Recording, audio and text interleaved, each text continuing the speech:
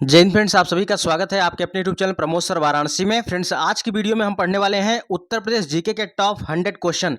Friends, ऐसे question का collection है जो आपके एग्जाम में डेफिनेटली यहां से क्वेश्चन देखने को मिलने वाला है। तो इस वीडियो को आप पूरा वॉच करिए और यहां से आपके 4 से 5 नंबर 100% कन्फर्म होने वाले हैं। तो वीडियो के एंड तक आप लोग बने रहिएगा। यहाँ पर जो टॉप 100 क्वेश्चन लिए गए हैं, सभी क्वेश्चन उत्तर प्रदेश जीके की जो ई बुक है उस ई बुक से लिया गया बिल्कुल सिलेक्टेड क्वेश्चन। तो यह मैराथन वीडियो है, इसको आप एंड तक जरूर देखिए और इस वीडियो को ज़्यादा से ज़्यादा शेयर करिए ताकि और भी स्टूडेंट्स इसके साथ जुड़ जाएं। चलिए स्टार्ट करते हैं वीडियो को।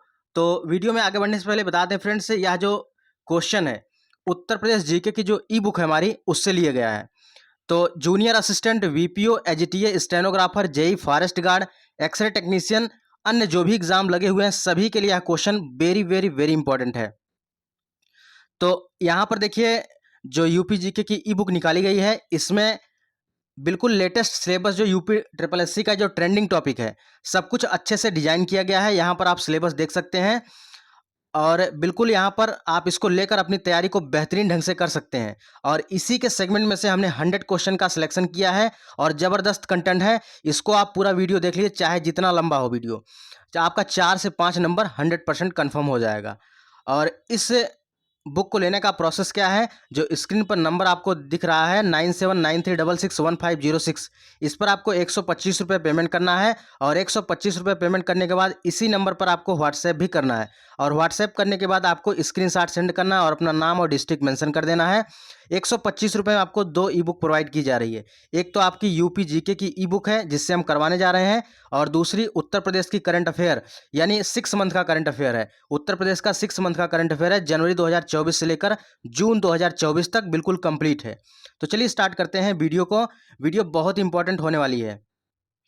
और जब आप इसको ई बुक परचेज करेंगे, सबसे पहले आपको सिलेबस मिलेगा। सिलेबस के बाद सब कुछ देखिए, यहाँ पर ट्रेंडिंग टॉपिक जितने हैं उसको रखा गया है। तो हम लोग अपने टॉपिक पर चलते हैं। हम लोग का टॉपिक है यहाँ पर 100 क्वेश्चन को कवर करना है। चलिए पहले क्वेश्चन की तरफ मूव करते हैं, श्री गणेश करके, ठीक है, ईश्वर का नाम लेकर। जय बजरंगबली। और सभी लोग कमेंट में लिख दें, ठीक है, आज मंगलवार है, सभी लोग कमेंट बॉक्स में लिख दें। चलिए यहाँ पर सबसे पहले क्वेश्चन की तरफ मूव करते हैं। पहला क्वेश्चन है, देवगढ़ में स्थित गुप्त काल का दशावतार मंदिर जो भगवान विष्णु को समर्पित है, अपनी वास्तुकला की शैली के कारण उत्तर भारत में सबसे प्राचीनतम ज्ञात मंदिर है। तो वह कौन सा मंदिर है? पंचायतन मंदिर है।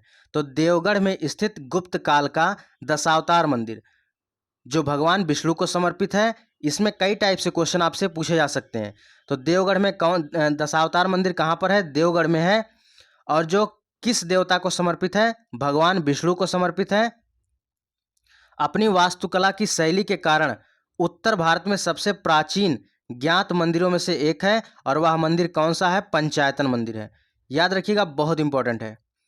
अगले क्वेश्चन की तरफ मूव करते हैं। अगला क्वेश्चन है, स्वरवेद मंदिर कहाँ पर स्थित है? तो उत्तर प्रदेश के किस जिले में स्वरवेद मंदिर स्थित है? तो यह वाराणसी में स्थित है। कहाँ पर है? वाराणसी में स्थित है। यह क्वेश्चन उत्तर प्रदेश पुलिस में पूछा जा चुका है, यूपीपी में पूछा जा चुका है। तो स्वरवेद मंदिर कहाँ पर है? वाराणसी में। नेक्स्ट क्वेश्चन है, ब्रोकेड कला प्रसिद्ध है। तो उत्तर प्रदेश में ब्रोकेड कला किस जिले में प्रसिद्ध है? तो ब्रोकेड कला वाराणसी जिले में प्रसिद्ध है। सही उत्तर क्या होगा? वाराणसी। अच्छे से याद रखिएगा। अगले क्वेश्चन की तरफ मूव करते हैं। अगला क्वेश्चन है कि फैयाज खान द्वारा स्थापित रंगीला घराना कहाँ पर है? तो रंगीला घराना कहाँ पर है? आगरा में। क्वेश्चन डायरेक्टली दो तरीके से पूछा जा सकता है कि फैयाज खान द्वारा कौन सा घराना स्थापित किया गया? तो फैयाज खान द्वारा रंगीला घराना स्थापित किया गया और यह कहाँ पर है? आगरा में। तो दो टाइप के क्वेश्चन बन गए। जितने टाइप का क्वेश्चन बन सकता है एक क्वेश्चन में, सब कुछ यहाँ पर कवर करेंगे। तो रंगीला घराना किसके द्वारा बनाया गया? फैयाज खान के द्वारा। कहाँ पर स्थित है? आगरा में स्थित है। तो याद रखिएगा, फैयाज खान द्वारा स्थापित रंगीला घराना आगरा में स्थित है। इसी वीडियो में आपको सब कुछ क्वेश्चन याद हो जाएगा, ये मेरी गारंटी है। अगला क्वेश्चन है, हरदौल कथा किस क्षेत्र की है?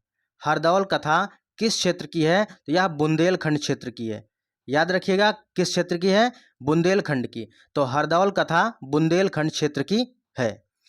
अगला क्वेश्चन है 6 नंबर का है, उत्तर प्रदेश और बिहार का बारिश के मौसम का मनोरंजन क्या होता है? यानी चाहे उत्तर प्रदेश की बात करें, चाहे बिहार की बात करें, जब बारिश का मौसम आ जाता है उस समय एक बहुत ज़्यादा प्रसिद्ध होता है झूला। क्या प्रसिद्ध है? झूला। तो सावन के महीने में झूला बहुत प्रसिद्ध है। तो उत्तर प्रदेश और बिहार का बारिश के मौसम में मनोरंजन का एक अगर मंच की बात करें तो क्या है? झूला है। तो सही उत्तर क्या होगा? झूला। अगले क्वेश्चन की तरफ चलते हैं। 7वें का क्वेश्चन है 7 नंबर। लखनऊ घराना का दूसरा नाम क्या है? लखनऊ घराने का दूसरा नाम क्या है? पूरब घराना है।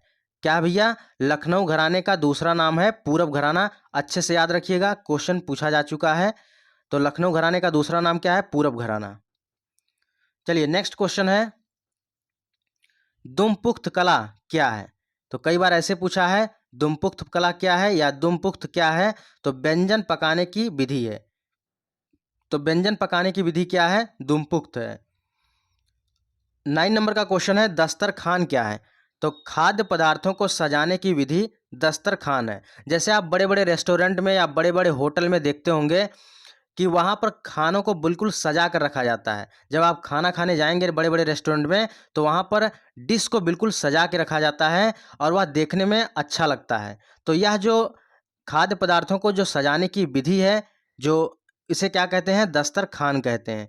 तो वही पूछ रहा है कि दस्तरखान क्या है? तो खाद्य पदार्थों को सजाने की विधि क्या कहलाती है? दस्तरखान कहलाती है। वहीं पर अगर पूछे व्यंजन पकाने की विधि क्या कहलाती है? दुमपुख्त कला कहलाती है। क्या कहलाती है? दुमपुख्त कला कहलाती है। अगला क्वेश्चन है उत्तर प्रदेश का लोक नृत्य है। तो उत्तर प्रदेश का लोक नृत्य कौन सा है? तो यह चरकुला है, कर्मा है, पांडव है और नौटंकी है। यानी उत्तर प्रदेश का आप देख रहे हैं कौन कौन से लोक नृत्य हैं। चरकुला है, ये किस क्षेत्र में मनाया जाता है? ये ब्रज क्षेत्र में मनाया जाता है। कर्मा है, पांडव है और नौटंकी है। अच्छे से याद रखिएगा, ये बार बार क्वेश्चन रिपीट होते हैं। 11 नंबर का क्वेश्चन है उत्तर प्रदेश का शास्त्रीय नृत्य कौन सा है? उत्तर प्रदेश का शास्त्रीय नृत्य है कथक है। इंपॉर्टेंट क्वेश्चन है, कम से कम 20 बार रिपीट हो चुका है। ठीक है, कम से कम 20 बार रिपीट हो चुका है। उत्तर प्रदेश का शास्त्रीय नृत्य कौन सा है? कथक है। वीडियो को पूरा वॉच करिए, 4 से 5 नंबर 100% कन्फर्म होने वाले हैं। डायरेक्टली क्वेश्चन आपको इस वीडियो से देखने को मिलेगा। चलिए, उत्तर प्रदेश का लोक नृत्य चरकुला है, कर्मा है, पांडव है, नौटंकी है। और उत्तर प्रदेश का शास्त्रीय नृत्य क्या है? कथक है। याद रखिएगा, क्वेश्चन पूछा जाएगा। ठीक है, क्वेश्चन पूछा जाएगा कि उत्तर प्रदेश का शास्त्रीय नृत्य क्या है? तो कथक है। वहीं पर अगर उत्तर प्रदेश के लोकगीत की बात करें तो उत्तर प्रदेश का लोकगीत है बिरहा। क्या है भैया? उत्तर प्रदेश का लोकगीत है बिरहा। ये भी क्वेश्चन पूछा जाएगा। तो तीनों क्वेश्चन बिल्कुल इंपॉर्टेंट है और 100% यह क्वेश्चन रिपीट होते हैं। तो कौन कौन से हो गए? उत्तर प्रदेश का लोक नृत्य कौन सा है? चरकुला है, कर्मा है, पांडव है और नौटंकी है। उत्तर प्रदेश का शास्त्रीय नृत्य क्या है? कथक है। उत्तर प्रदेश का लोकगीत क्या है? बिरहा है। तो यहाँ से हम लोग के 3 क्वेश्चन बहुत ही इंपॉर्टेंट है जो कि कंफर्म हम यहाँ पर हो गया एक साथ। अगले क्वेश्चन की तरफ मूव करते हैं। अगला क्वेश्चन है लट्ठमार होली मनाई जाती है कहाँ पर मनाई जाती है? तो लट्ठमार होली कहाँ मनाई जाती है? बरसाना में मनाई जाती है। याद रखिएगा, बहुत इंपॉर्टेंट है। लट्ठमार होली कहाँ मनाई जाती है भैया? बरसाना में मनाई जाती है। अगले क्वेश्चन की तरफ चलते हैं। नेक्स्ट है कौन सा गीत राधा और कृष्ण का गुणगान करता है? तो कौन सा गीत है जो राधा और कृष्ण के बारे में जिक्र करता है, राधा और कृष्ण के बारे में गुणगान करता है? तो वह रसिया हो गया। तो कौन सा गीत राधा और कृष्ण के बारे में गुणगान करता है? रसिया करता है। अगला क्वेश्चन है 15 नंबर का है लखनऊ महोत्सव कब शुरू हुआ? तो लखनऊ महोत्सव कब शुरू हुआ? 1975 से 1976 में। लखनऊ महोत्सव की शुरुआत कब हुई थी? 1975 से 1976 में लखनऊ महोत्सव की शुरुआत हुई। यह क्वेश्चन बहुत इंपॉर्टेंट है, यह क्वेश्चन पूछा जा चुका है। लखनऊ महोत्सव की शुरुआत कब हुई? 1975 से 1976, यानी 1975 से 1976 में लखनऊ महोत्सव को शुरू किया गया था। चलिए 16 नंबर का क्वेश्चन है बच्चे के जन्म पर क्या गाया जाता है? यानी जब बच्चे का जन्म होता है तो उस समय क्या गाया जाता है? सोहर गाया जाता है। क्या गाया जाता है भैया? सोहर गाया जाता है। जब बच्चे का जन्म होता है तो उस समय सोहर गाया जाता है। चलिए 17 नंबर क्वेश्चन पर चलते हैं। 17 नंबर का है दीपावली पर बुंदेलखंड के अहीर समुदाय द्वारा कौन सा नृत्य किया जाता है? तो दीपावली पर बुंदेलखंड के अहीर समुदाय द्वारा पाई डंडा नृत्य किया जाता है। कौन सा नृत्य भैया? पाई डंडा नृत्य किया जाता है। तो क्वेश्चन कई तरीके से पूछा जाता है कि पाई डंडा नृत्य किस समुदाय द्वारा किया जाता है? तो पाई डंडा नृत्य अहीर समुदाय द्वारा किया जाता है। और पाई डंडा नृत्य किस क्षेत्र का है? तो यह बुंदेलखंड का है। किस क्षेत्र का भैया? बुंदेलखंड का। और किस अवसर पर किया जाता है? तो दीपावली के अवसर पर किया जाता है। तो 3-4 टाइप के जो प्रश्न है इसको अच्छे से याद रखिएगा। पाई डंडा नृत्य किस समुदाय द्वारा किया जाता है? अहीर समुदाय के द्वारा किया जाता है। और किस क्षेत्र में किया जाता है? तो बुंदेलखंड में। और किस अवसर पर किया जाता है? तो दीपावली के अवसर पर किया जाता है। तो दीपावली पर बुंदेलखंड के अहीर समुदाय के जो लोग होते हैं उनके द्वारा पाई डंडा नृत्य किया जाता है। अगले क्वेश्चन पर चलते हैं। सफेद धागे से कपड़े पर की गई कढ़ाई क्या कहलाती है? यानी आप सफेद धागे से कपड़े पर की गई कढ़ाई क्या कहलाती है? चिकनकारी कहलाती है। तो यह लखनऊ में प्रसिद्ध है। तो सफेद धागे से कपड़े पर की गई कढ़ाई चिकनकारी कहलाती है। यह कहाँ प्रसिद्ध है? लखनऊ में प्रसिद्ध है। इसको भी याद रखिएगा, लखनऊ में। और यह सफ़ेद धागे से ही की जाती है। तो क्वेश्चन कैसे पूछेगा? अगर उसको रिवर्स करना रहेगा क्वेश्चन को, तो क्वेश्चन ऐसे पूछेगा, लखनऊ में किए जाने वाले चिकनकारी कपड़े पर कढ़ाई का रंग जो है किस धागे के द्वारा किया जाता है? तो दे देगा सफ़ेद धागा, काला धागा और नीला धागा और ननाब्दीज या कुछ भी और दे देगा। तो आपको याद रखना है सफ़ेद धागे के द्वारा कपड़े पर कढ़ाई की जाती है। ठीक है, जो चिकनकारी लखनऊ में की जाती है वह सफ़ेद धागे के द्वारा कपड़े पर कढ़ाई की जाती है। चलिए 19 नंबर का क्वेश्चन है, चिकनकारी के लिए प्रसिद्ध जिला कौन सा है? अभी देखिए ऊपर हमने पढ़ा है चिकनकारी के लिए कौन सा जिला प्रसिद्ध है, तो यह लखनऊ प्रसिद्ध है। याद रखिएगा, बहुत इंपॉर्टेंट है। तो चिकनकारी के लिए प्रसिद्ध जिला कौन सा है? लखनऊ है। और यह सफ़ेद धागे से कपड़े पर कढ़ाई की जाती है। किससे भैया? सफ़ेद धागे से कपड़े पर कढ़ाई की जाती है। चलिए अगले क्वेश्चन की तरफ चलते हैं। 20 नंबर का क्वेश्चन है कि भेड़कुंड जहां अर्जुन ने द्रौपदी से शादी करने के लिए मछली को निशाना बनाया। भेड़कुंड जहां अर्जुन ने द्रौपदी से शादी करने के लिए मछली को निशाना बनाया, यह उत्तर प्रदेश के किस जिले में है? तो यह उत्तर प्रदेश के फर्रुखाबाद में है। कहाँ पर है यह? फर्रुखाबाद में है। इंपॉर्टेंट क्वेश्चन है, यह क्वेश्चन पूछा जा चुका है। तो भेड़कुंड जहां अर्जुन ने द्रौपदी से शादी करने के लिए मछली को निशाना बनाया, यह कहाँ पर स्थित है? फर्रुखाबाद में स्थित है। तो क्वेश्चन कई तरीके से पूछा जा सकता है, इसी क्वेश्चन में से आप क्वेश्चन बनाइए। ऐसा नहीं कि केवल एक सिंगल क्वेश्चन हमने बना दिया तो आपका मतलब यही सिंगल क्वेश्चन पूछा गया तो यही क्वेश्चन पूछा जाएगा। इसको आप हेर फेर करके क्वेश्चन को बताइए, यहाँ पर बनाइए, अपने से क्वेश्चन को क्रिएट करिए। और कुंड का नाम पूछ सकता है तो भेड़कुंड आप बताइएगा। ठीक है, तो भेड़कुंड जहां अर्जुन ने द्रौपदी से शादी करने के लिए मछली को निशाना बनाया, फर्रुखाबाद में। अब यहाँ से देखिए कितने क्वेश्चन बन सकते हैं, उसको यहाँ पर एक बार देख लेते हैं। कह देगा उस कुंड का नाम बताइए जहां अर्जुन ने द्रौपदी से शादी करने के लिए मछली को निशाना बनाया। तो यह फर्रुखाबाद में स्थित है। तो उस कुंड का नाम बताइए। तो यह कुंड कौन सा है? भेड़कुंड है। वहीं पर अगर क्वेश्चन और रिवर्स करें तो पूछ ले कि भेड़कुंड जहां अर्जुन ने द्रौपदी से शादी करने के लिए किस जंतु को निशाना बनाया, किस जानवर को निशाना बनाया जो फर्रुखाबाद में है? तो यह मछली को निशाना बनाया। तो कई तरीके से क्वेश्चन पूछा जा सकता है, तो क्वेश्चन आप खुद क्रिएट करिए। अगला क्वेश्चन है 21 नंबर का है, वाराणसी में काशी विश्वनाथ मंदिर का निर्माण किसके द्वारा किया गया? तो वाराणसी में काशी विश्वनाथ मंदिर का निर्माण रानी अहिल्याबाई होलकर के द्वारा किया गया। तो रानी अहिल्याबाई होलकर के द्वारा बनारस में काशी हिंदू, यहाँ पर वाराणसी में काशी विश्वनाथ मंदिर का निर्माण किया गया। तो वाराणसी में काशी विश्वनाथ मंदिर का निर्माण किसके द्वारा किया गया? रानी अहिल्याबाई होलकर के द्वारा किया गया। अगला क्वेश्चन है 22 नंबर का है, पागल बाबा मंदिर, ठीक है, कह रहा है कि पागल बाबा मंदिर 11 मंजिला मंदिर है। तो यह उत्तर प्रदेश के किस जिले में है? यह क्वेश्चन भी पूछा जा चुका है, शायद अमीन वाले पेपर में पूछा गया था यह क्वेश्चन, कि शायद जूनियर असिस्टेंट में कि स्टेनोग्राफर में पूछा गया था। कह रहा है कि 22 नंबर का क्वेश्चन, पागल बाबा मंदिर 11 मंजिला है या उत्तर प्रदेश के वृंदावन में स्थित है। कहाँ पर स्थित है भैया? वृंदावन में स्थित है। और कितने मंजिला है? 11 मंजिला है। तो जो ऐतिहासिक स्मारकों की ऊंचाइयां हैं और उत्तर प्रदेश के जितने भी स्मारक हैं सभी की ऊंचाइयां एक साथ इस ई बुक में प्रोवाइड की गई हैं। तो आप इस ई बुक को परचेज करके अपनी तैयारी को बहुत बेहतरीन ढंग से कर सकते हैं। और बिल्कुल इसी प्रकार हर एक टॉपिक के बाद PYQ क्वेश्चन रखा गया है वन लाइनर फॉर्मेट में। और हर एक टॉपिक के बाद जब टॉपिक पूरा समाप्त हो गया है, लास्ट में आज तक यूपी ट्रिपल एससी से जितने प्रश्न पूछे गए हैं सभी को एक साथ व्याख्या के साथ रख दिया गया है। तो अपने आप में कंप्लीट ई बुक है। इसको लेकर अपनी तैयारी बेहतरीन ढंग से करिए। आने वाले टाइम में जो भी एग्जाम है या जो एग्जाम लगे हैं इस समय, उसमें आपके लिए बेहतर साबित होगा। 4 से 5 क्वेश्चन इस चैप्टर से आपका 100% कन्फर्म हो जाएगा। बाकी पूरी ई बुक अच्छे से पढ़ जाते हैं तो 20 में 20 स्कोर कर जाएंगे। ठीक है, चलिए अगला क्वेश्चन है, इखलास खान का मकबरा कहाँ पर स्थित है? तो इखलास खान का मकबरा या उत्तर प्रदेश के बदायूं में स्थित है। कहाँ पर है भैया? इखलास खान का मकबरा कहाँ पर है? उत्तर प्रदेश के बदायूं में स्थित है। अगले क्वेश्चन की तरफ चलते हैं। अगला क्वेश्चन है, और यहाँ से जितने भी क्वेश्चन है बहुत इंपॉर्टेंट है, वेरी वेरी वेरी इंपॉर्टेंट है, तो इसको आप अच्छे से देखिएगा। कह रहा कि बिरजू महाराज का संबंध किससे है? तो बिरजू महाराज का संबंध कत्थक से है। ठीक है, बिरजू महाराज का संबंध कत्थक से है। नेक्स्ट है 25 नंबर का, बिस्मिल्लाह खां का संबंध किससे है? तो यह बिस्मिल्लाह खां का संबंध शहनाई वादक से है। तो इसी के साथ हम लोग का 25 क्वेश्चन कवर हो गया। ठीक है, 25 क्वेश्चन हम लोग का कवर हो गया। अब चलते हैं आगे 26 नंबर पर, जाकिर हुसैन।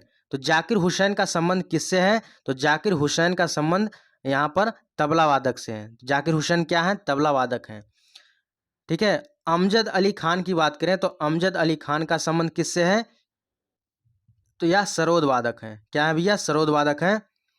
तो यहाँ से क्वेश्चन क्या क्या बने हैं? बिरजू महाराज का संबंध किससे है? कत्थक से है। बिस्मिल्लाह खां का संबंध किससे है? शहनाई से है। और जाकिर हुसैन का संबंध किससे है? तो यह तबला वादक है। और अमजद अली खां क्या बजाते हैं भैया? अमजद अली खां सरोद बजाते हैं। चलिए आगे चलते हैं, बिरहा लोकगीत का क्षेत्र बताइए।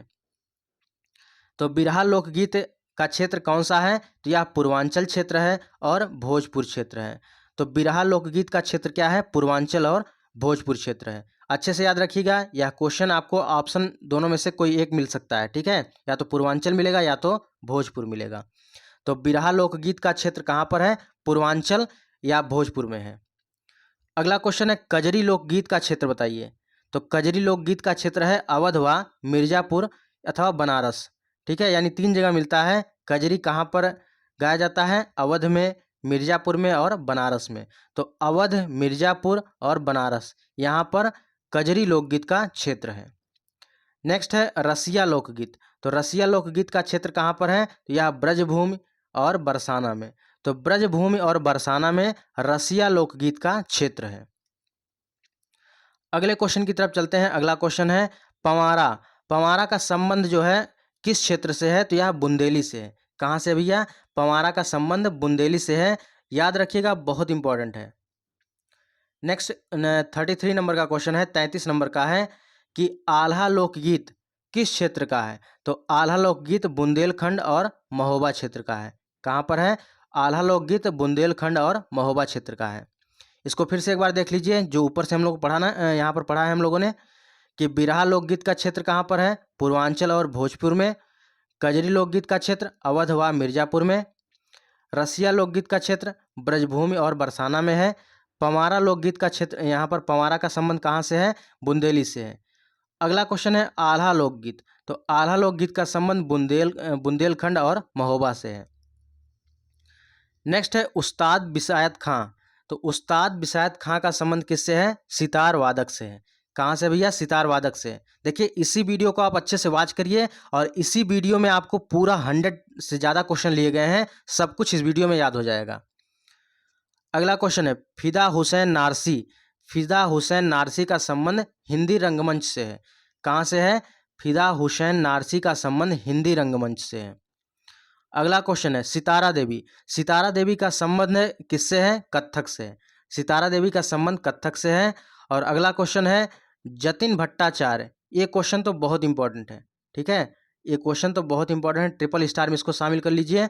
जतिन भट्टाचार्य का संबंध किससे है? तो जतिन भट्टाचार्य का संबंध सरोद से है। ये जो सितारा देवी और जतिन भट्टाचार्य दोनों इंपॉर्टेंट है। तो सितारा देवी का संबंध कत्थक से है और जतिन भट्टाचार्य का संबंध सरोद से है। ये बार बार क्वेश्चन रिपीट होते हैं, इसको हम इसलिए बार बार रिवाइज कर रहे हैं। यही क्वेश्चन है जो बार बार पूछे जाते हैं, और फिर कोई टेस्ट लगाइए यही क्वेश्चन आपको बार बार देखने को मिलेंगे। चलिए अगला क्वेश्चन है, तानसेन का मकबरा कहाँ पर है? तो तानसेन का मकबरा जो है ग्वालियर में है। ठीक है, तानसेन का मकबरा कहाँ है? ग्वालियर में है। अगला क्वेश्चन है 39 नंबर का है, उत्तर प्रदेश में सांस्कृतिक केंद्र कहाँ स्थित है? उत्तर मध्य सांस्कृतिक केंद्र कहाँ स्थित है? उत्तर मध्य सांस्कृतिक केंद्र प्रयागराज में है। कहाँ पर है भैया? प्रयागराज में। अभी इसका हम लोग क्विक रिवीजन करेंगे क्योंकि इसी वीडियो में याद करना है, इसी वीडियो में आपको याद करके ही जाना है, कंप्लीट वीडियो है।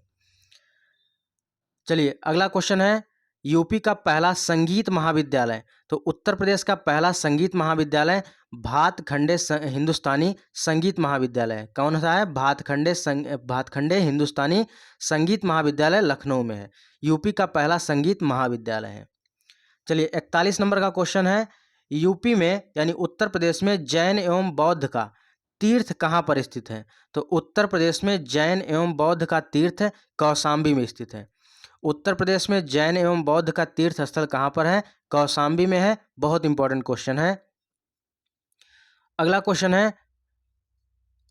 है, अमीर खुसरो ने अग्रणी भूमिका निभाई थी।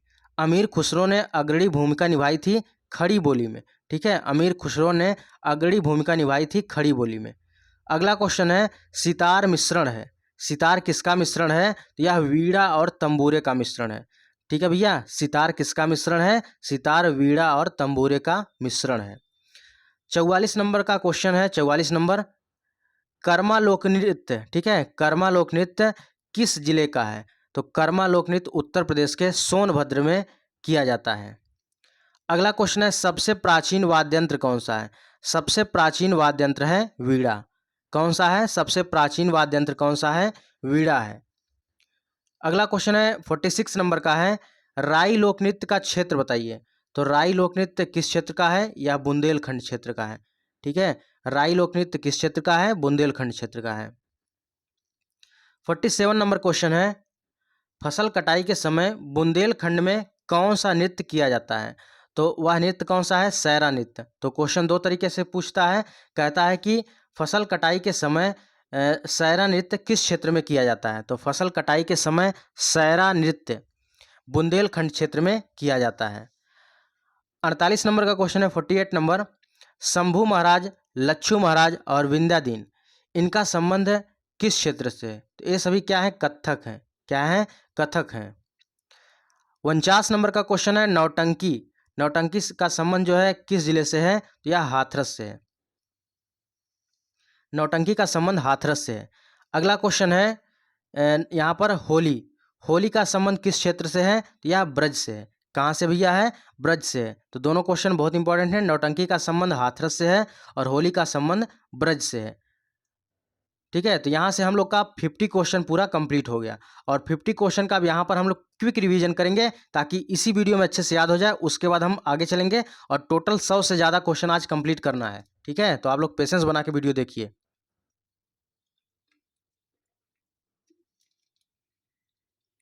चलिए यहाँ पर हम लोग सबसे पहले क्वेश्चन की तरफ चलते हैं और फटाफट रिवाइज इसको करते हैं क्योंकि इसी वीडियो में याद भी करना है। और फ्रेंड्स, वीडियो को आप लोग जरूर लाइक कर दीजिए और एक प्यारा सा कमेंट भी जरूर कर दीजिए कि आप लोग वीडियो को इस समय वॉच कर रहे हैं, और इसको ज़्यादा से ज़्यादा शेयर करिए। और अगर आप चैनल पर पहली बार आए हैं, चैनल को जरूर सब्सक्राइब कर लीजिएगा क्योंकि यहाँ पर junior assistant UP triple SC की सभी तैयारी यहाँ पर बिल्कुल टॉपिक वाइज करवाई जा रही हैं। चलिए पहले क्वेश्चन की तरफ चलते हैं। सबसे पहला क्वेश्चन है रिवीजन का, देवगढ़ में स्थित गुप्त काल का दशावतार मंदिर जो भगवान विष्णु को समर्पित है, अपनी वास्तुकला की शैली के कारण उत्तर भारत में सबसे प्राचीनतम मंदिर है, उस मंदिर का नाम बताना भैया। तो वह मंदिर है पंचायतन मंदिर। याद रखिएगा, इंपॉर्टेंट है पंचायतन मंदिर। अगला क्वेश्चन है रिवीजन का सेकंड नंबर, स्वरवेद मंदिर कहाँ पर स्थित है? तो स्वरवेद मंदिर उत्तर प्रदेश के वाराणसी जिले में स्थित है। ठीक है, स्वरवेद मंदिर कहाँ पर है? वाराणसी जिले में। गारंटी है वीडियो के एंड तक होते होते आपके दिमाग में सब क्वेश्चन सेट हो जाएगा। नेक्स्ट है ब्रोकेट कला। ब्रोकेट कला प्रसिद्ध है कहाँ पर? वाराणसी में। नेक्स्ट है यहाँ पर ब्रोकेट कला प्रसिद्ध है किस जिले की है? वाराणसी की है। अगला क्वेश्चन है, फयाज खान द्वारा स्थापित रंगीला घराना कहाँ पर स्थित है? तो फयाज खान द्वारा स्थापित रंगीला घराना आगरा जिले में है। 5वें नंबर का है हरदौल कथा किस क्षेत्र की है? तो हरदौल कथा बुंदेलखंड क्षेत्र की, इंपॉर्टेंट है, हरदौल कथा बुंदेलखंड क्षेत्र की है। नेक्स्ट क्वेश्चन है रिवीजन का 6 नंबर, उत्तर प्रदेश और बिहार का बारिश के मौसम का मनोरंजन क्या है? तो चाहे उत्तर प्रदेश की बात करें या बिहार की बात करें, और यहाँ पर बारिश के मौसम का मनोरंजन क्या होता है? झूला होता है। यानी जब जब बारिश आता है वो सब झूला का यहाँ पर मनोरंजन के रूप में यूज करते हैं।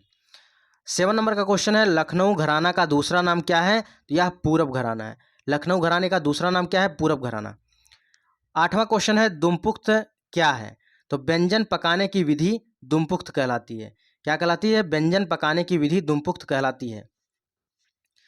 अगला क्वेश्चन है दस्तरखान क्या कहलाता है? तो दस्तरखान क्या है? तो खाद्य पदार्थों को सजाने की विधि कहलाती है दस्तरखान। यानी बड़े बड़े रेस्टोरेंट में, बड़े बड़े होटलों में खाना जब आप खाने जाते हैं तो बिल्कुल सजा कर मिला जाता है, ठीक है। यानी सजावट किया जाता है गजब तरीके से। सजावट एकदम, खाने की जो सजावट रहती है बहुत गजब तरीके से की जाती है, उसी को बोला जाता है दस्तरखान। यानी जब आप बैठेंगे खाना खाने तो जो आपके सामने प्लेट आएगी ना, बिल्कुल सजी सजाई प्लेट आएगी, उसी को बोला जाता है दस्तरखान। 10वें नंबर का क्वेश्चन है उत्तर प्रदेश का लोक नृत्य कौन सा है? तो चरकुला, कर्मा, पांडव, यहाँ पर नौटंकी, ये सभी उत्तर प्रदेश के लोक नृत्य हैं। चरकुला ब्रज क्षेत्र में मनाया जाता है। 11 नंबर का क्वेश्चन है रिवीजन का उत्तर प्रदेश का शास्त्रीय नृत्य कौन सा है? तो उत्तर प्रदेश का शास्त्रीय नृत्य कथक है। नेक्स्ट है रिवीजन का उत्तर प्रदेश का लोकगीत क्या है? तो उत्तर प्रदेश का लोकगीत बिरहा है। नेक्स्ट है लट्ठमार होली मनाई जाती है, कहाँ पर मनाई जाती है? बरसाना में। लट्ठमार होली कहाँ मनाई जाती है? बरसाना में। 14 नंबर का क्वेश्चन है कौन सा गीत राधा और कृष्ण का गुणगान करता है? तो रसिया गीत राधा और कृष्ण का गुणगान करता है। अगला क्वेश्चन है लखनऊ महोत्सव की शुरुआत किस वर्ष हुई? लखनऊ महोत्सव की शुरुआत 1975 से 76 में हुई। नेक्स्ट है बच्चों के जन्म पर कौन सा गीत गाया जाता है? तो जब बच्चे का जन्म होता है तो सोहर गाया जाता है। क्या गाया जाता है भैया? सोहर गाया जाता है। अगला क्वेश्चन है 17 नंबर का रिवीजन का क्वेश्चन है दीपावली पर बुंदेलखंड के अहीर समुदाय द्वारा कौन सा नृत्य किया जाता है? तो दीपावली के अवसर पर बुंदेलखंड के अहीर समुदाय के द्वारा पाई डंडा नृत्य किया जाता है। 18 नंबर का क्वेश्चन है सफ़ेद धागे से कपड़े पर की गई कढ़ाई क्या कहलाती है? तो यह चिकनकारी कहलाती है। 19 नंबर का क्वेश्चन है चिकनकारी के लिए प्रसिद्ध जिला कौन सा है? तो चिकनकारी के लिए प्रसिद्ध जिला लखनऊ है।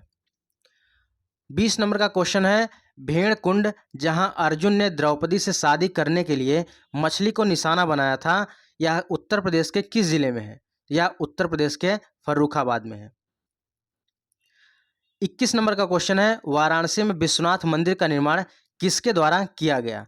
तो वाराणसी में विश्वनाथ मंदिर का निर्माण, वाराणसी में काशी विश्वनाथ मंदिर का निर्माण रानी अहिल्याबाई होलकर के द्वारा किया गया। रिवीजन का अगला क्वेश्चन है पागल बाबा मंदिर जो कि 11 मंजिला है, ठीक है। पागल बाबा मंदिर जो कि 11 मंजिला है, यह उत्तर प्रदेश के किस जिले में है? तो उत्तर प्रदेश के वृंदावन में है। 23 नंबर का क्वेश्चन है इखलास खान का मकबरा ये उत्तर प्रदेश के किस जिले में है? तो इखलास खान का मकबरा उत्तर प्रदेश के बदायूं जिले में है। 24 नंबर का क्वेश्चन है बिरजू महाराज का संबंध किस क्षेत्र से है? तो बिरजू महाराज का संबंध कत्थक से है। याद रखिएगा, बहुत इंपॉर्टेंट है, बिरजू महाराज का संबंध कत्थक से है। नेक्स्ट है 25 नंबर बिस्मिल्लाह खां का संबंध किस क्षेत्र से है? तो यह शहनाई वादक हैं। बिस्मिल्लाह खां क्या बजाते हैं? शहनाई बजाते हैं। जाकिर हुसैन की बात करें, बहुत इंपॉर्टेंट है, जाकिर हुसैन क्या बजाते हैं? तबला वादक हैं। 27 नंबर क्वेश्चन की बात करें, 27 नंबर है रिवीजन का कि अमजद अली खां ये क्या बजाते हैं? तो अमजद अली खां सरोद बजाते हैं।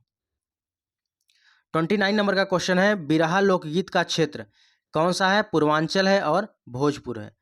क्या है भैया? पूर्वांचल है और भोजपुर है। नेक्स्ट है अगला क्वेश्चन कजरी लोकगीत का क्षेत्र बताइए। तो कजरी कहाँ कहाँ लोकगीत मनाया जाता है? तो अवध में, मिर्ज़ापुर में और बनारस में। अवध, मिर्ज़ापुर, बनारस में कजरी लोकगीत मनाया जाता है। रसिया लोकगीत का क्षेत्र बताइए। तो रसिया लोकगीत कहाँ पर है, कहाँ मनाया जाता है? ब्रजभूमि में और बरसाना में। तो भैया यहाँ पर ब्रजभूमि और बरसाना में रसिया लोकगीत जो है मनाया जाता है। नेक्स्ट है पंवारा। पंवारा का संबंध किस क्षेत्र से है? तो यह बुंदेली से है। 33 नंबर का क्वेश्चन है, आल्हा लोकगीत किस क्षेत्र से संबंधित है? तो यह महोबा और बुंदेलखंड क्षेत्र से संबंधित है। आल्हा कहाँ संबंधित है? महोबा और बुंदेलखंड से संबंधित है। 34 नंबर का क्वेश्चन है, उस्ताद विसायत खां का संबंध किस क्षेत्र से है? यह सितार वादक है। उस्ताद विसायत खां का संबंध किससे है? तो यह सितार वादक है। 35 नंबर का क्वेश्चन है रिवीजन का, फिदा हुसैन नारसी का संबंध किससे है? तो फिदा हुसैन नारसी का संबंध हिंदी रंगमंच से है। 36 नंबर का क्वेश्चन है, सितारा देवी का संबंध किससे है? यह कत्थक से संबंधित है। तो सितारा देवी का संबंध किससे? कत्थक से। 37 नंबर का क्वेश्चन है, जतिन भट्टाचार्य का संबंध किससे है? सरोद से। क्वेश्चन दोनों इंपॉर्टेंट है, अच्छे से याद रखिएगा। चलिए अगला क्वेश्चन है, तानसेन का मकबरा, अगर पूछे तानसेन का मकबरा कहाँ पर है? ग्वालियर में है। और 39 नंबर का क्वेश्चन है, उत्तर मध्य सांस्कृतिक केंद्र कहाँ स्थित है? तो उत्तर मध्य सांस्कृतिक केंद्र प्रयागराज में है। 40 नंबर का क्वेश्चन है, यूपी का पहला संगीत महाविद्यालय कहाँ पर है? तो यूपी का पहला संगीत महाविद्यालय भातखंडे संगीत महाविद्यालय लखनऊ में है। चलिए 41 नंबर का क्वेश्चन है रिवीजन का, यूपी में जैन एवं बौद्ध का तीर्थ कहाँ पर है? उत्तर प्रदेश में जैन एवं बौद्ध का तीर्थ कहाँ पर है? कौशाम्बी में है। 42 नंबर का क्वेश्चन है कि अमीर खुसरो ने अग्रणी भूमिका निभाई, किसमें निभाई? खड़ी बोली के विकास में। सितार मिश्रण है, सितार किसका मिश्रण है? तो सितार वीणा और तंबूरे का मिश्रण है। किसका भैया? सितार वीणा और तंबूरे का मिश्रण है। 44 नंबर का क्वेश्चन है, कर्मा लोक नृत्य है, तो कर्मा लोक नृत्य सोनभद्र में है। बहुत इंपॉर्टेंट है, यह क्वेश्चन तो बहुत ज़्यादा पूछा जाता है, चाहे जो प्रैक्टिस सेट आप उठाइए यहाँ से क्वेश्चन आपको डेफिनेटली देखने को मिलेगा, आप फटाफट क्वेश्चन सॉल्व करेंगे। तो कर्मा लोक नृत्य तो बहुत ज़्यादा पूछा जाता है, तो कर्मा लोक नृत्य सोनभद्र में मनाया जाता है। अगला है 45 नंबर का है, सबसे प्राचीन वाद्यंत्र कौन सा है? तो सबसे प्राचीन वाद्यंत्र है वीणा। अगला है 46 नंबर का है कि राई लोकनृत्य का क्षेत्र बताइए। तो राई लोकनृत्य जो है बुंदेलखंड में मनाया जाता है। 47 नंबर का रिवीजन का क्वेश्चन है, फसल कटाई के समय बुंदेलखंड में नृत्य कौन सा मनाया जाता है? तो फसल कटाई के समय बुंदेलखंड में सैरा नृत्य किया जाता है। कौन सा भैया? फसल कटाई के समय बुंदेलखंड में सैरा नृत्य किया जाता है। शंभू महाराज, लक्षु महाराज और विंध्याधीन का संबंध किससे है? कत्थक से है। और 49 नंबर का क्वेश्चन है, नौटंकी का संबंध किस जिले से है? हाथरस से है। और होली का संबंध ब्रज क्षेत्र से है। तो 50 क्वेश्चन हम लोगों ने पहले कंप्लीट किया, उसके बाद इसका हमने क्विक रिवीजन भी किया। ठीक है, 50 क्वेश्चन का हमने क्विक रिवीजन भी किया। अब हम लोग आगे चलते हैं, और आगे चलने से पहले यहाँ पर 10 सेकंड का विराम लेते हैं, उसके बाद चलते हैं। ठीक है, तब तक इसको रिवाइज आप कर सकते हैं।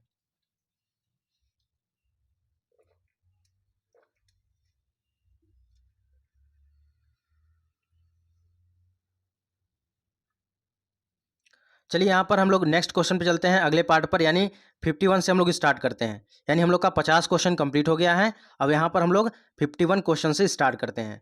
चलिए यहाँ पर 51 नंबर का क्वेश्चन है, 51 नंबर का है, चैता का संबंध किस क्षेत्र से है? तो चैता का संबंध अवध और भोजपुरी क्षेत्र से है। याद रखिएगा, इंपॉर्टेंट है, चैता का संबंध किस क्षेत्र से है?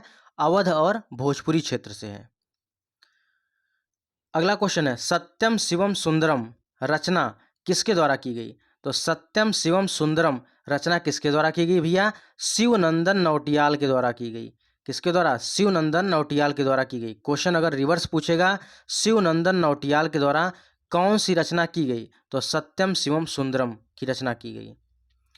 अगला क्वेश्चन है, वर्षा के समय गाया जाने वाला गीत कौन सा है? तो वर्षा के समय गाया जाने वाला गीत कजरी है। अभी हमने ऊपर पढ़ा है कि उत्तर प्रदेश और बिहार में और बरसात के मौसम में कौन सा गीत गाया जाता है? तो भैया कजरी यहाँ पर गाया जाता है, यहाँ पर। ठीक है,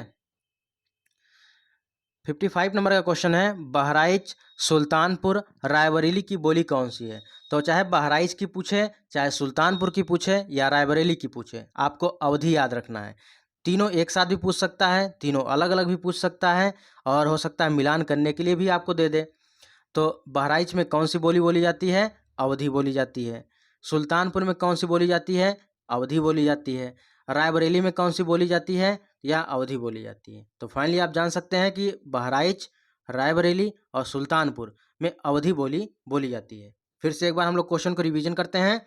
सत्यम शिवम सुंदरम रचना किसकी है? शिवनंदन नौटियाल की है। वर्षा के समय गाया जाने वाला गीत कौन सा है? कजरी है। ठीक है, वर्षा के समय गाया जाने वाला गीत कौन सा है? कजरी है। और बहराइच, सुल्तानपुर, रायबरेली की बोली कौन सी है? अवधी है। चलिए आगे चलते हैं 56 नंबर पर। और यहाँ पर 56 नंबर, शास्त्रीय संगीत में टप्पा शैली का विकास अयोध्या के किस संगीतकार ने किया? तो शास्त्रीय संगीत में टप्पा शैली का विकास अयोध्या के किस संगीतकार ने किया? तो खुशी महाराज ने किया था। ठीक है, तो खुशी महाराज ने टप्पा शैली का विकास अयोध्या में किया। याद रखिएगा, इंपॉर्टेंट है। चलिए 57 नंबर क्वेश्चन पर चलते हैं। 57 नंबर है, कव्वाली के धुन पर बड़ा ख्याल का विकास जौनपुर के किस सुल्तान ने किया? तो कव्वाली के धुन पर बड़ा ख्याल का विकास जौनपुर के किस सुल्तान ने किया? तो यह हुसैन शाह सरकी ने किया।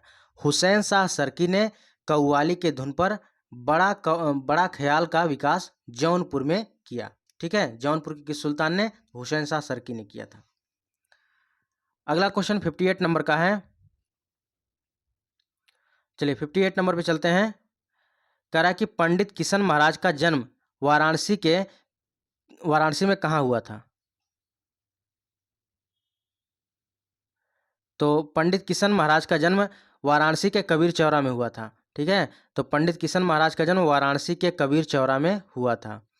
चलिए 59 नंबर का क्वेश्चन है, चित्रकारी के लिए अलग विभाग किसने खोला था? तो चित्रकारी के लिए अलग विभाग अकबर ने खोला था। ये क्वेश्चन तो आपको बहुत ज़्यादा मिलता होगा, चाहे प्रैक्टिस सेट की बात करें या अदर एग्जाम की बात करें।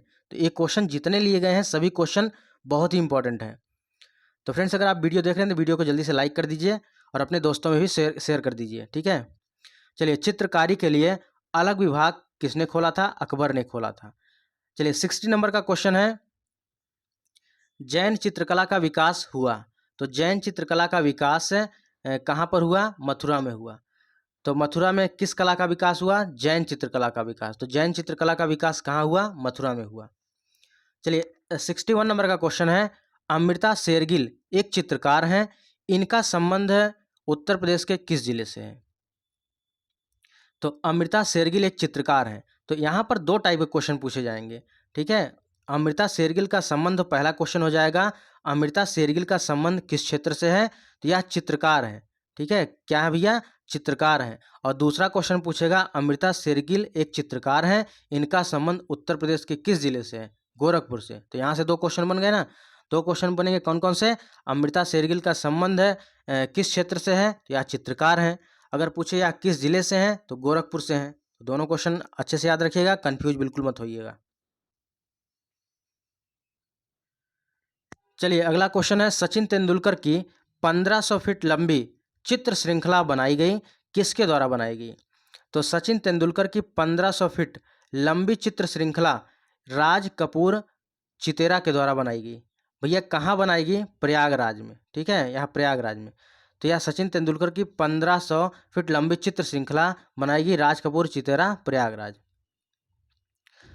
चलिए 63 नंबर का क्वेश्चन है, कालीन, ट्रे व चीनी मिट्टी के बर्तनों पर डिजाइन के लिए प्रसिद्ध हैं। तो कालीन पर, ट्रे पर व चीनी मिट्टी के बर्तनों पर डिजाइन करने के लिए कौन प्रसिद्ध है? नंद किशोर शर्मा प्रसिद्ध हैं। कौन है? नंद किशोर शर्मा। तो बिल्कुल ओरिएंटेड क्वेश्चन इस ई बुक में रखा गया है। तो आप लोग आज ही इस बुक को परचेज करके बहुत बेहतरीन ढंग से अपनी तैयारी शुरू कर दीजिए। और डेफिनेटली बता रहे हैं, आप इसमें बहुत अच्छा स्कोर कर जाएंगे। चाहे आप जूनियर असिस्टेंट का पेपर देने जा रहे हैं, जेई का पेपर देने जा रहे हैं, एजीटीए का पेपर दे रहे हैं, कहीं भी आप यूपी ट्रिपल एससी का पेपर देने जा रहे हैं, तो सब कुछ देखते हुए यूपी ट्रिपल एससी का जो लेटेस्ट पैटर्न है उसको देखते हुए इस ई बुक को तैयार किया गया है। तो आज ही इस ई बुक को लेकर अपनी तैयारी शुरू कर दीजिए। और कैसे ई बुक लेना है, वीडियो के डिस्क्रिप्शन बॉक्स में जरूर चेकआउट करें, वहाँ पर डिटेल में बताया गया है। 64 नंबर का क्वेश्चन है, भारतीय कला परिषद की स्थापना कहाँ पर हुई? तो भारतीय कला परिषद की स्थापना वाराणसी में हुई। और भैया किस वर्ष हुई? ये भी इंपॉर्टेंट है। तो भारतीय कला परिषद की स्थापना वाराणसी में कब हुई? 1920 में हुई। तो 2 क्वेश्चन हो गए ना, दोनों क्वेश्चन पूछे जाते हैं। तो भारतीय कला परिषद की स्थापना उत्तर प्रदेश के किस जिले में हुई? वाराणसी में हुई। और किस वर्ष हुई? तो 1920 में हुई। तो हम लोग का क्वेश्चन था भारतीय कला परिषद की स्थापना वाराणसी में कब हुई? 1920 में हुई।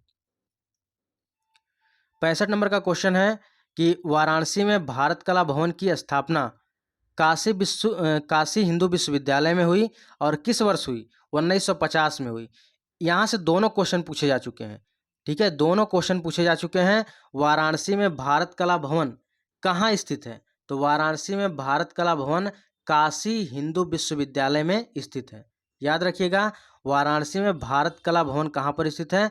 बीएचयू में स्थित है, काशी हिंदू विश्वविद्यालय में स्थित है। और इसकी स्थापना कब हुई? इसकी स्थापना 1950 के दशक में हुई।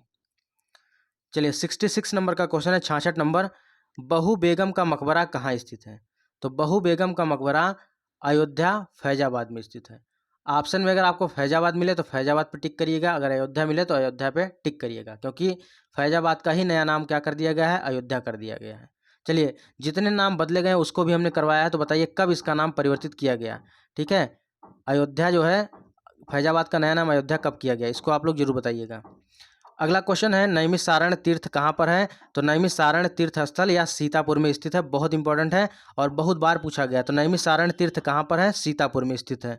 चलिए 68 नंबर का क्वेश्चन है, लखनऊ में रविंद्रालय की स्थापना हुई किस वर्ष हुई? तो लखनऊ में रविंद्रालय की स्थापना 1964 में हुई थी। याद रखिएगा, उत्तर प्रदेश के लखनऊ में रविंद्रालय की स्थापना किस वर्ष हुई? 1964 में रविंद्रालय की स्थापना हुई।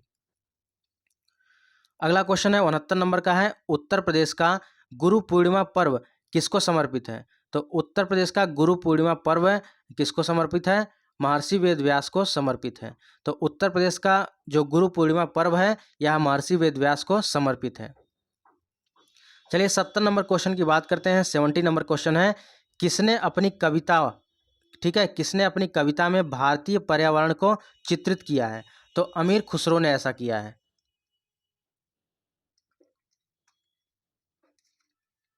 तो यहाँ पर अमीर खुसरो ने, किसने अपनी कविता में भारतीय पर्यावरण को चित्रित किया है? तो अमीर खुसरो ने अपनी कविताओं में भारतीय पर्यावरण को चित्रित किया है। यह फारसी थे। 71 नंबर के क्वेश्चन की बात करें, 71 नंबर है, रामनगर में रामलीला का मंचन कितने दिनों तक होता है? तो रामनगर में रामलीला का मंचन कुल 31 दिनों तक होता है। ये क्वेश्चन अच्छे से याद रखिएगा, ये क्वेश्चन पूछा गया है। तो रामनगर कहाँ पर आखिर है? तो रामनगर वाराणसी में है। ठीक है, कहाँ पर है भैया? रामनगर वाराणसी में है। तो रामनगर में रामलीला का मंचन कितने दिनों तक होता है? टोटल 31 दिनों तक होता है। कितने दिन तक? टोटल 31 दिनों तक होता है। चलिए अगला क्वेश्चन है 72 नंबर का है, उत्तर प्रदेश गवर्नमेंट ने संगीत रत्न पुरस्कार किसकी स्मृति में शुरू किया? तो उत्तर प्रदेश गवर्नमेंट ने संगीत रत्न पुरस्कार किसकी स्मृति में शुरू किया? तो उस्ताद बिस्मिल्लाह खां की स्मृति में शुरू किया। बिस्मिल्लाह खां क्या बजाते थे? शहनाई। तो ये भी क्वेश्चन पूछता, अभी ऊपर हमने किया है।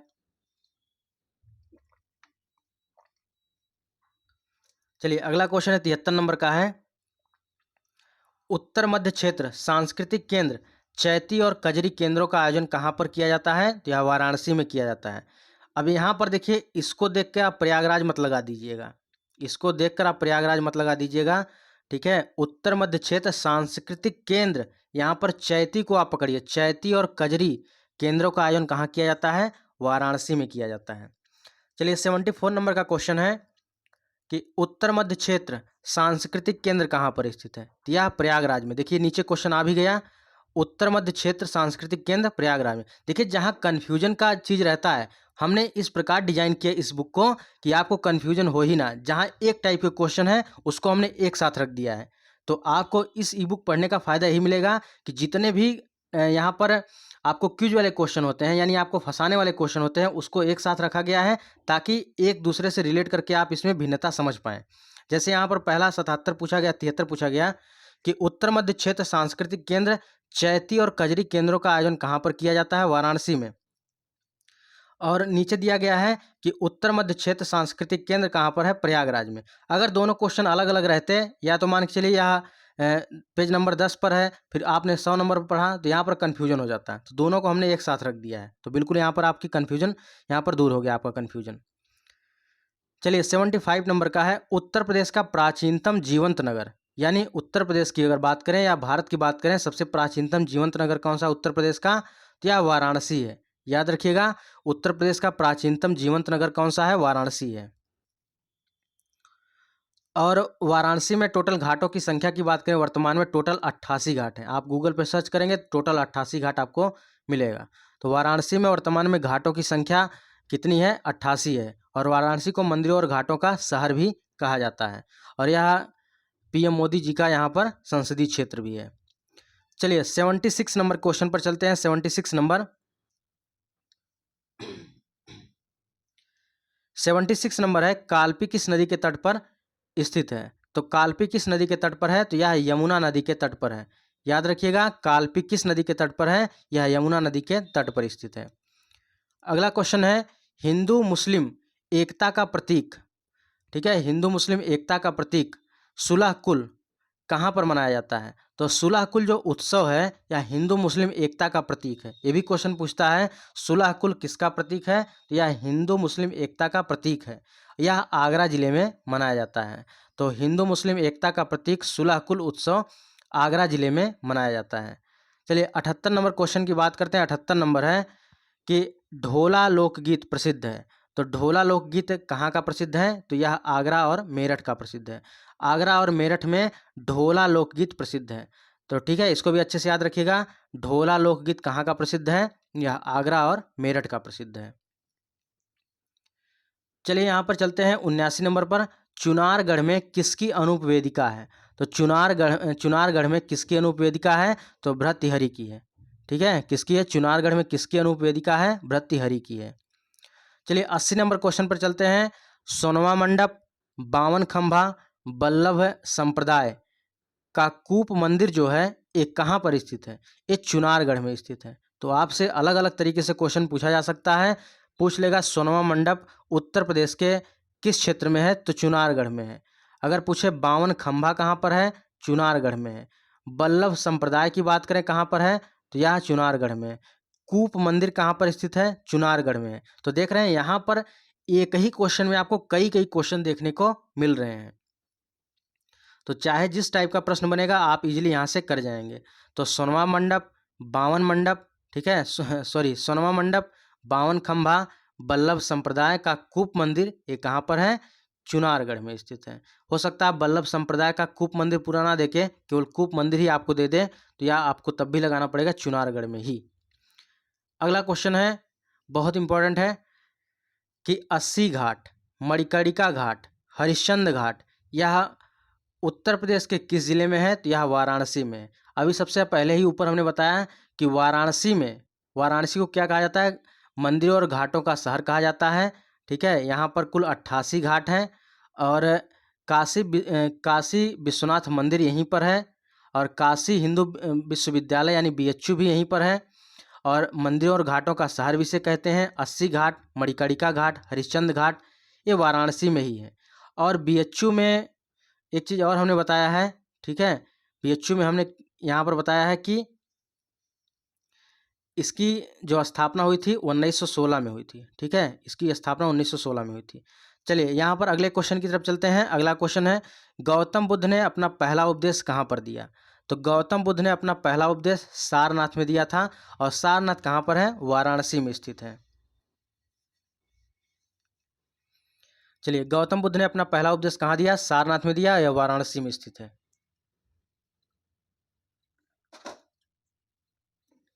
और सारनाथ वाराणसी से डेफिनेटली क्वेश्चन पूछे जाते हैं एग्जाम में। चलिए 83 नंबर का क्वेश्चन है, कुशीनगर में गौतम बुद्ध की मृत्यु हुई थी। तो गौतम बुद्ध की मृत्यु कहाँ हुई थी? कुशीनगर में हुई थी। और गौतम बुद्ध ने अपना पहला उपदेश कहाँ दिया? सारनाथ में दिया था और 5 शिष्यों को दिया था, ये भी याद रखिएगा।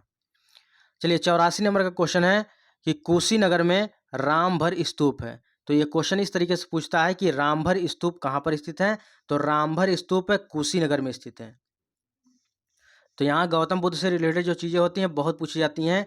तो गौतम बुद्ध ने अपना पहला उपदेश कहाँ दिया? सारनाथ वाराणसी में दिया। और कुशीनगर में गौतम बुद्ध की मृत्यु हुई थी। और यहाँ पर कुशीनगर में रामभर स्तूप भी स्थित है। चलिए 85 नंबर पर चलते हैं। 85 नंबर, बड़ा इमामबाड़ा और छोटा इमामबाड़ा ये कहाँ पर स्थित है? तो बड़ा इमामबाड़ा अगर पूछे या छोटा इमामबाड़ा पूछे, ये सभी लखनऊ में है। ठीक है, अच्छे से याद रखिएगा, बड़ा इमामबाड़ा और छोटा इमामबाड़ा लखनऊ जिले में स्थित है। तो ये भी क्वेश्चन पूछेगा बड़ा इमामबाड़ा, अगर पूछे या छोटा इमामबाड़ा, आपको लखनऊ ही टिक करना है। चलिए 86 नंबर का क्वेश्चन है, सांझी की स्टेंसिलिंग कला ये उत्तर प्रदेश के किस जिले में है? तो सांझी की जो स्टेंसिलिंग कला है यह मथुरा में है। ठीक है, सांझी की जो स्टेंसिलिंग कला है ये मथुरा में है। अगला क्वेश्चन 87 नंबर का है कि बदायूं अपने जरी जरदोजी उत्पादों के लिए प्रसिद्ध है, इसे स्थानीय रूप से क्या कहा जाता है? तो बदायूं अपने जरी जरदोजी उत्पादों के लिए प्रसिद्ध है, इसे स्थानीय रूप से कार चोबी कहते हैं। क्या कहते हैं भैया? कार चोबी कहते हैं। इसको अच्छे से याद रखिएगा, एक क्वेश्चन पूछा गया है। ठीक है, एक क्वेश्चन पूछा गया है, इसको आप अच्छे से याद रखिए कि कार चोबी क्या है। तो बदायूं में अपने जरी जरदोजी उत्पादों के लिए प्रसिद्ध है और उसे स्थानीय रूप से क्या कहा जाता है? कार चोबी कहा जाता है। और ये भी क्वेश्चन पूछा जा सकता है कि जरी जरदोजी उत्पादों के लिए कौन सा जिला प्रसिद्ध है? बदायूं प्रसिद्ध है, और जिसे स्थानीय रूप से क्या कहा जाता है? कारचोबी कहा जाता है। चलिए अगले क्वेश्चन की तरफ चलते हैं। करा कि बुंदेलखंड का 88 नंबर का क्वेश्चन है, बुंदेलखंड का लोक संगीत क्या है? तो बुंदेलखंड का लोक संगीत बधाई है। क्या भैया? बुंदेलखंड का लोक संगीत बधाई है। अच्छे से याद रखिएगा, ये क्वेश्चन कई बार पूछा गया है ये भी, कि बुंदेलखंड का लोक संगीत क्या है? बधाई है। नेक्स्ट क्वेश्चन है, लखनऊ महोत्सव। लखनऊ महोत्सव कब मनाया जाता है? तो लखनऊ महोत्सव नवंबर और दिसंबर मंथ के महीने में मनाया जाता है। ठीक है, नवंबर दिसंबर महीने में मनाया जाता है। तो लखनऊ महोत्सव की शुरुआत कब हुई थी? 1975 से 1976 में शुरू हुई थी। यानी लखनऊ महोत्सव की शुरुआत 1975-76 में हुई और लखनऊ महोत्सव नवंबर दिसंबर में मनाया जाता है। तो दोनों क्वेश्चन इंपॉर्टेंट है, दोनों क्वेश्चन अच्छे से याद रखिएगा। चलिए अगले क्वेश्चन की तरफ चलते हैं। अगला क्वेश्चन है,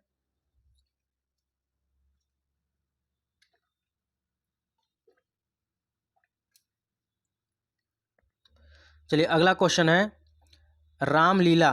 रामलीला क्या है?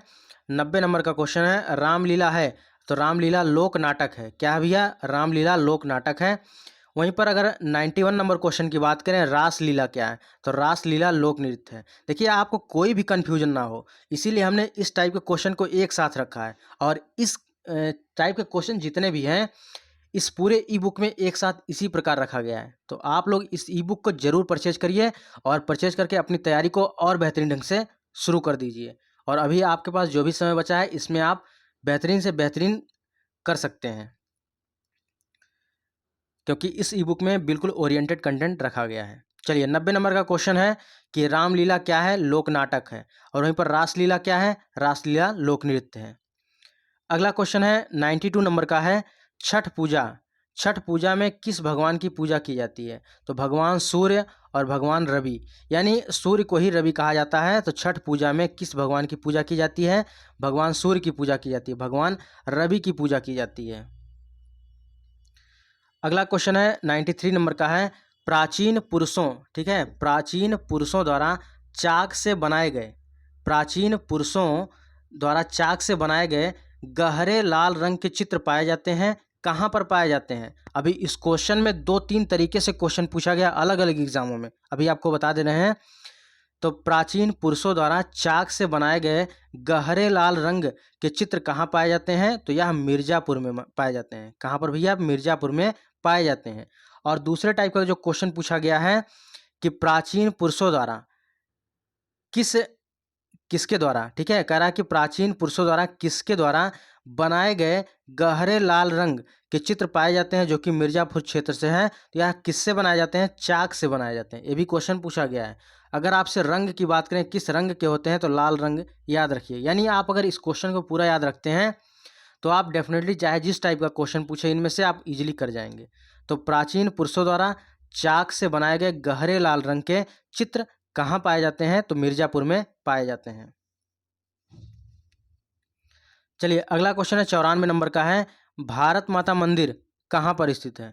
तो भारत माता मंदिर यह उत्तर प्रदेश के वाराणसी जिले में स्थित है। वाराणसी से बहुत क्वेश्चन पूछा जाता है। जैसे वाराणसी को क्या कहा जाता है? मंदिरों और घाटों का शहर कहा जाता है। ठीक है, वाराणसी में और क्या स्थित है? काशी विश्वनाथ मंदिर भी स्थित है। वाराणसी में स्वरवेद मंदिर भी स्थित है। वाराणसी में बीएचयू भी स्थित है। ठीक है, यानी बनारस हिंदू विश्वविद्यालय है और इसकी स्थापना 1916 में हुई थी। ठीक है, कब हुई थी? 1916 में हुई थी। और मंदिरों और घाटों का शहर भी कहते हैं। और भारत माता मंदिर कहाँ है? वाराणसी में है। और यहाँ पर देखिए नेक्स्ट पूछता है क्वेश्चन कि गौतम बुद्ध ने पहली बार उपदेश कहाँ दिया था? सारनाथ में दिया था। तो वाराणसी से और सारनाथ मिला के बहुत क्वेश्चन पूछे जाते हैं, तो इन सब क्वेश्चनों को एक साथ यहाँ पर रखा गया है, इसको आप अच्छे से याद कर लीजिए। चलिए 95 नंबर क्वेश्चन की बात करते हैं। 95 नंबर का है, यूपी में सबसे अधिक बोली जाने वाली भाषा कौन सी है? तो उत्तर प्रदेश में सबसे अधिक बोली जाने वाली भाषा सबसे पहले नंबर की है हिंदी है, उसके बाद उर्दू है।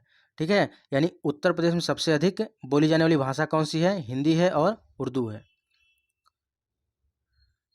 चलिए 96 नंबर क्वेश्चन है, नवाबों का शहर किसे कहते हैं? नवाबों का शहर लखनऊ को कहा जाता है। ठीक है, और लखनऊ को कहा जाता है तो लखनऊ से हमने कई क्वेश्चन पढ़ाया है। लखनऊ महोत्सव कब मनाया जाता है? तो लखनऊ महोत्सव नवंबर और दिसंबर मंथ में मनाया जाता है। और लखनऊ महोत्सव की शुरुआत कब हुई? 1975 से 1976 में लखनऊ महोत्सव की शुरुआत हुई। और लखनऊ लखनऊ में ही छोटा इमामबाड़ा और बड़ा इमामबाड़ा स्थित है। चलिए 97 नंबर का क्वेश्चन है, बरसाना होली सबसे जो है बरसाना होली किससे खेली जाती है? तो बरसाना होली डंडे से खेली जाती है। ठीक है, बरसाना होली किससे खेली जाती है भैया? बरसाना होली डंडे से खेली जाती है। अच्छे से याद रखिएगा, 97 नंबर का सही उत्तर होगा डंडे से खेली जाती है। तो क्या खेली जाती है? बरसाना होली।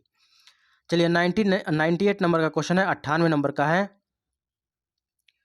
कौन सा घराना अत्यधिक रूप से यहाँ पर आध्यात्मिक पहलुओं पर ध्यान देता है? तो कौन सा घराना? तो यह बनारस घराना। ठीक है, बनारस घराना अत्यधिक रूप से आध्यात्मिक पहलुओं पर ध्यान देता है। तो क्वेश्चन ऐसे ही पूछा गया है कि उस घराने का नाम बताइए जो सबसे अधिक आध्यात्मिक पहलुओं पर ध्यान देता है। तो बनारस घराना। तो बनारस घराना सबसे अधिक आध्यात्मिक पहलुओं पर ध्यान देता है। चलिए अगला क्वेश्चन है 99 नंबर का है कि शास्त्रीय संगीत में टप्पा शैली का विकास किसने किया? तो शास्त्रीय संगीत में टप्पा शैली का विकास मुस्तरी बाई ने किया था। किसने किया भैया? शास्त्रीय संगीत में टप्पा शैली का विकास मुस्तरी बाई ने किया। चलिए 100 नंबर का क्वेश्चन है कि 100 नंबर का क्वेश्चन है यहाँ पर, आगरा की मोती मस्जिद का निर्माण किसने करवाया था? तो आगरा की मोती मस्जिद का निर्माण शाहजहां ने करवाया था। ठीक है, आगरा की मोती मस्जिद का निर्माण शाहजहां ने करवाया था। इसको अच्छे से याद रखिएगा। ऊपर वाला जो 99 नंबर का क्वेश्चन है, ये क्वेश्चन बहुत ज़्यादा इंपॉर्टेंट है। शास्त्रीय संगीत में टप्पा शैली का विकास किसने किया था? मुस्तरी बाई ने। और नीचे वाला जो क्वेश्चन है 100 नंबर का, आगरा की मोती मस्जिद का निर्माण किसने करवाया था? शाहजहां ने करवाया था। चलिए 101 नंबर का क्वेश्चन है, यूपी में कौन सी भाषा सबसे कम लोगों द्वारा बोली जाती है? तो उत्तर प्रदेश में सबसे कम लोगों द्वारा कौन सी भाषा बोली जाती है? तो यह संस्कृत बोली जाती है। तो भैया संस्कृत में कहाँ कोई बोलता है? तो उत्तर प्रदेश में सबसे कम कौन सी भाषा बोली जाती है? संस्कृत बोली जाती है। अगला क्वेश्चन 102 नंबर का है, शेख सलीम चिश्ती की दरगाह कहाँ पर स्थित है? तो शेख सलीम चिश्ती की दरगाह यहाँ पर फतेहपुर सीकरी में है। कहाँ पर है? फतेहपुर सीकरी में है। तो शेख सलीम चिश्ती की दरगाह कहाँ पर है? फतेहपुर सीकरी में है। अगला क्वेश्चन है, ब्रज भाषा बोलने वालों के घर किस क्षेत्र में आते हैं? यानी जो लोग ब्रज भाषा बोलते हैं उनके घर किस क्षेत्र में आते हैं? तो वह निचली दोआब क्षेत्र में आते हैं। किस क्षेत्र में भैया? निचली दोआब क्षेत्र में आते हैं। तो ऊपर से जो 100 नंबर से लेकर 103 नंबर तक क्वेश्चन था, इसको अच्छे से याद रखिएगा। आगरा में मोती मस्जिद का निर्माण किसने करवाया? शाहजहां ने करवाया था। उत्तर प्रदेश में कौन सी भाषा सबसे कम लोगों द्वारा बोली जाती है? संस्कृत सबसे कम लोगों द्वारा बोली जाती है।